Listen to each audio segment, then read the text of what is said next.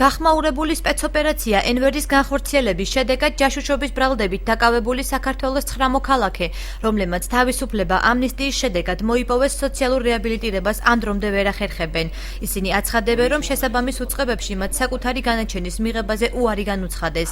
მიზეზად კი საქმეზე გრიფის საიდუმლოს არსებობა დაუსახელეს. ჩვენ სამართლიანობის აღდგენას ველოდით, მაგრამ იმედები გაგვიცრუდა. საკუთარი მდგომარეობა პოლიტპატიმრებმა ასე შეაფასეს. განაჩენიც არ გვაქვს.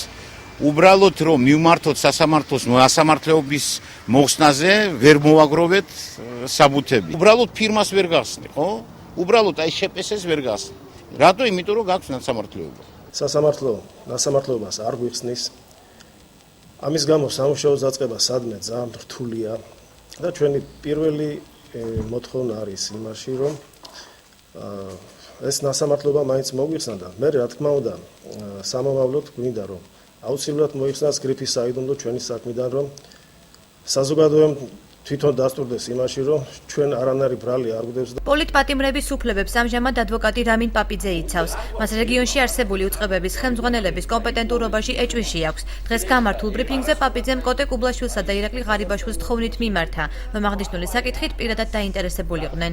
ვთხოვ ჩვენ საქართველოს შინაგან საქმეთა მინისტრს ბატონ ირაკლი ღარიბაშვილს, რომ ამ ადამიანებზე გასცენ ინფორმაცია, თუ კი არსებობს რაიმე სახის კომპრომატები, დაადასტურონ და თქვა, რომ არსებობს კომპრომატები ამ ადამიანების შესახებ, თუ არ არსებობს, აღნიშნული გარემოებას დაადასტურონ. როგორც ჩანს, ბათუმის საქალაქო სასამართლოს თავმჯდომარე ან არაკომპეტენტურია, ან მიკერძოებულია და ამ შემთხვევაში უკანონოდ არ გასცემს განაჩენს, ამიტომ მათ უშუალო ხელმძღვანელს საქართველოს უზენაეს სასამართლოს თავმჯდომარეს ბატონ კოტე კუბლაშვილს ვთხოვთ, რომ დაავალდებულოს სიტყვიერად იქნება ეს თუ წერილობით და სთხოვოს თუნდაც ბათუმის საქალაქო სასამართლოს, რომ ამ ადამიანებს დაურღვევენ უფლებას.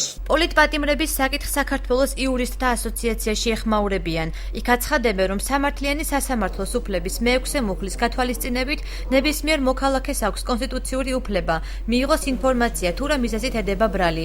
იურისტების შეფასებით სამართალდამცავი უწყებების მოქმედება მათთვის მინიჭებულ უფლებებს ცდება.